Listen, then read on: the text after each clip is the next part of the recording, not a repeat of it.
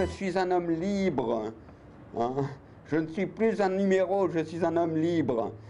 Et j'ai passé 4 mois à Chandolon. Hein. C'était suite à ce que j'ai écrit sur le net. Mais je ne regrette pas mes écrits, je ne regrette pas mes opinions. Alors, je voudrais d'abord remercier, parce que vous savez, certainement, quand vous êtes à Chandolon ou dans une autre maison d'arrêt, vous ne savez pas ce qui se passe à l'extérieur. Alors, je voudrais faire une petite parenthèse pour notre ami Stan Mayo, qui est incarcéré à Saintes. Et je voudrais lui assurer mon soutien. Et en fait, j'imaginais pas pendant ces 4 mois tout ce qui se passait. Tous mes amis qui se sont mobilisés pour moi, qui ont fait des manifestations devant le tribunal, devant la RTS, qui ont également sont allés à Chandolon sur place, se rassurer que j'étais bien traité. Alors je dois rassurer tout le monde. Pendant mon séjour à Chandolon, j'ai été bien traité pour la simple et bonne raison que j'ai compris tout de suite que si j'étais à Chandolon, je pouvais en vouloir au juge, au procureur, mais en aucun cas je pouvais en vouloir au gardien. Je recevais des menaces de mort quasi toutes les semaines, mais cela ne m'a pas abattu, je suis toujours en forme. Alors, Sylvie Effinger, elle a 4 enfants. Je suis le parrain de son petit dernier, Leroy. Alors, ça fait au moins 9 ans qu'on se connaît avec Sylvie. Elle est dans la même situation que moi. Ses 3 grands-enfants sont maintenant majeurs, vont peut-être pouvoir témoigner s'ils le désirent. Stan Mayo est vraiment un héros international. Et il est actuellement détenu à Saintes pour 4 ans. Je trouve que c'est scandaleux. Pendant que Stan Mayo était incarcéré au Venezuela, en attente de son extradition ou sa libération, j'avais écrit au président Maduro une lettre en espagnol. J'avais posté cette lettre via les chargés de mission auprès de l'ONU à Genève, ainsi que l'ambassade du Venezuela à Berne. Je suis allé jusqu'à Berne. J'ai remis la lettre au président Maduro, qui m'a été tamponnée par l'ambassade. Une copie m'a été tamponnée par l'ambassade, donc j'ai la preuve que je suis bien allé à l'ambassade. Et je demande au président Maduro d'accorder l'asile politique à Janet Seaman, qui est toujours là-bas au Venezuela. Je vais citer Serge Garde, je vais citer Jacques Thomet, qui eux ont eu le courage de dénoncer. Je vais citer aussi Carl Zero, qui a fait ce grand reportage sur le fichier Zandorf. Ça lui a valu sa place. Donc il y a quand même des journalistes courageux. Mais je fais aussi appel aux forces de police, aux forces de gendarmerie. Stan Mayo est un ancien gendarme. Il y a aussi beaucoup de gendarmes intègres, il n'y a pas que des ripoux.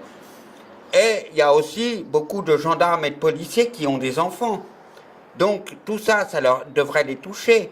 Je rappelle mes fichiers d'enquête, 1 téraoctet de vidéos, de fichiers texte tout à fait légaux. Tout n'est pas de moi, il y a les témoignages d'autres personnes, il y a des articles, il y a des témoignages, des vidéos témoignages que j'ai réalisés moi-même, qui ont été réalisés par d'autres.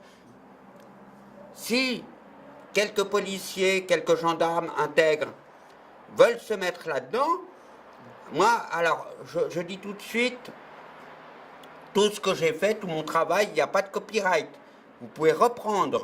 J'en ai marre que certains attaquent Thibault, prétendent que Thibault est un pervers ou que moi je suis un pervers. Et il y aura certainement des plaintes déposées contre les gens qui font passer ce bruit. Thibaut était très triste quand j'étais incarcéré. Il était très déprimé quand j'étais incarcéré. La première personne que j'ai appelée quand je suis sorti, c'est la maman de Thibaut. Hein, avec la maman de Thibaut, on a des très bonnes relations d'amitié. C'est la chef troll, je ne vais pas donner son nom, qui avait piraté le serveur de Thibaut. Thibaut a un serveur dédié où il a une partie qui est consacrée à son site internet sur la météo. Alors je vais lui faire un peu de publicité parce qu'il me dit toujours fais-moi de la publicité pour mon site. Alors son site c'est Météo Climat. Il est passionné de météorologie et de climatologie. Il a sur son site les données météo au moins de 2 siècles en arrière. Et donc il est très passionné par ce site. Et il a une petite section sur ce serveur dédié qui normalement est verrouillé, où il met un peu toutes ses photos. Et donc, j'ai failli dire son nom, la chef troll a piraté cette section, a volé les photos de Thibaut, et il y avait une photo où Thibaut était allongé sur le canapé, un gif animé créé par la chef troll. C'est la mère de Thibaut qui a dit mais c'est pas le sexe de Thibaut. Donc voilà comment les trolls détournent les intentions. Donc il n'y a rien eu de pervers. Mon site a été effacé grâce à l'intervention des trolls. Ma chaîne YouTube n'existe plus. Hein, donc je vais trouver d'autres moyens. J'étais en prison au départ pour calomnie, injure, diffamation, des choses comme ça. Et je dois ajouter qu'il y a une personne, un troll, qui a envoyé une vidéo à caractère pédophile où, soi-disant, on entendrait ma voix. Cette personne a précisé que j'avais tourné cette vidéo en 84 et que c'était moi qui l'avais tournée. Le problème, c'est qu'en 1984, je devais subir une grave opération du dos et j'étais, sur un lit d'hôpital, sans bouger, hein, avec un plâtre qui couvrait tout le dos, avec une minerve comme ça. Hein. Et puis si je tendais le bras pour allumer mon radiocassette, l'infirmière me disait « Lopez, on vous a dit de ne pas bouger ». Donc, vous voyez, c'est pas dans ces conditions-là que j'aurais pu prendre une caméra, surtout qu'en 1984. Alors, je précise, hein, même pour le matériel grand public, hein, il n'y avait pas les caméscopes. Il y avait une caméra qui pesait un âne mort, un magnétoscope qui pesait un âne mort, hein, puis encore, il fallait une troisième personne pour porter le micro. Chez moi, j'avais même pas ce matériel parce que ça coûtait un œil.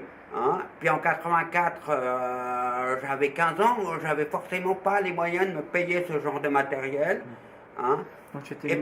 Et dans les familles où ils disposaient de ce matériel, les enfants n'avaient naturellement, vu que ça a coûté au bas mot 15 000 francs français, qui était une somme à cette époque, les parents, ils disaient aux enfants, vous y toucherez pas.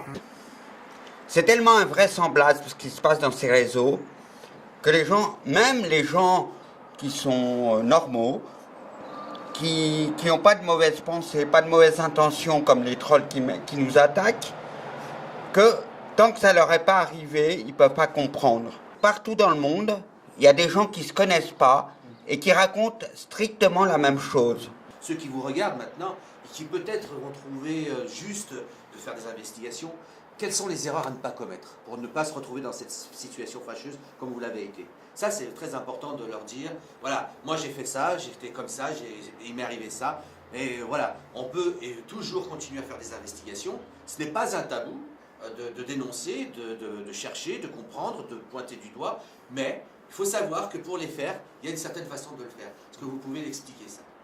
Oui, alors, déjà, peut-être éviter de donner trop de noms. Hein. Mettre des initiales. Si on met des initiales et que la personne se reconnaît et râle, et ce serait peut-être une preuve de culpabilité. Il y a un dossier adultes isolés, qui sont des personnes qui sont vues en photo en train de violer des enfants, hein, et maintenant que ce dossier est entre les mains de la police, à eux de les identifier. Mais du coup, vous pouvez aider. Finalement, c'est presque une bonne chose que vous avez été arrêté, puisque vous allez peut-être aider la police avec ce travail. J'ai peut-être aidé la police. Mais dans mon ordinateur principal, il y a aussi un dossier qui s'appelle les sales affaires. Hein. Il y a à peu près 1 téraoctet de données qui ne sont pas des fichiers interdits, où il y a le résultat de mes recherches. À eux d'aller plus loin. Hein. Il y a mon affaire, il y a l'affaire de Sylvie Effinger, il y a l'affaire Séverine et Maurice, il y a des dizaines et des dizaines d'affaires, je vous dis 1 téraoctet. Hein. Là, il va falloir qu'ils aient une sacrée équipe, la police, s'ils veulent vraiment. Cet emprisonnement m'a permis d'élargir mon réseau de connaissances, mon réseau de justes qui combattent la pédophilie. Ce qui est intéressant de souligner, c'est que, comme disait mon collègue, maintenant un réseau de nouvelles personnes qui vont pouvoir faire aussi, comme vous avez donné l'exemple, de faire des investigations. Mais qu'est-ce qu'on peut leur dire à ces gens-là pour qu'ils ne traversent pas la ligne, pour qu'ils soient eux-mêmes inculpés de quoi que ce soit? Alors, moi je suis un peu un sanguin, hein, puis j'écris les choses comme je les pense. Peut-être que j'aurais dû être plus modéré dans mes écrits, dire la même chose mais le dire autrement. Hein. J'ai 6 mois pour y réfléchir. La raison principale de toutes ces condamnations, c'est parce que vous n'arrêtez pas. Effectivement, on ne peut pas accuser sans preuve ferme. Ça doit être un petit peu l'explication. Et peut-être qu'il y a des leçons à prendre justement pour le futur, de ne plus recommettre les mêmes erreurs. Oui, c'est pour ça. Je n'arrête pas le combat. Je réfléchis à d'autres pistes. Maintenant, je suis plus seul, hein, et je vais réfléchir à d'autres pistes. Il a décidé de maintenir ses chaînes. Suite à cela, il a été convoqué aux ressources humaines et il a été licencié. Il pouvait toucher ses salaires jusqu'à la fin de l'année 2019. Puisqu'il a été licencié, il a dit je suis libéré du secret de fonction, donc je suis libre. Donc il a créé un journal de 17 pages dont l'entête est sur l'affiche là. Il n'y a pas de mensonge, c'est de reprise de journal, c'est une concentration d'une foule de renseignements. Et ensuite, dans ces 17 pages, il y a les lettres signées par les ressources humaines de la télévision suisse romande. Il avait été libéré. Il a reçu une libération immédiate. Tout d'un coup, un jeudi, on arrive dans sa cellule, vous avez un quart d'heure pour vous préparer. Vous êtes libéré. C'était quand même 4 mois en secret, alors que librement, ça faisait des années qu'il combattait les réseaux pédocriminels.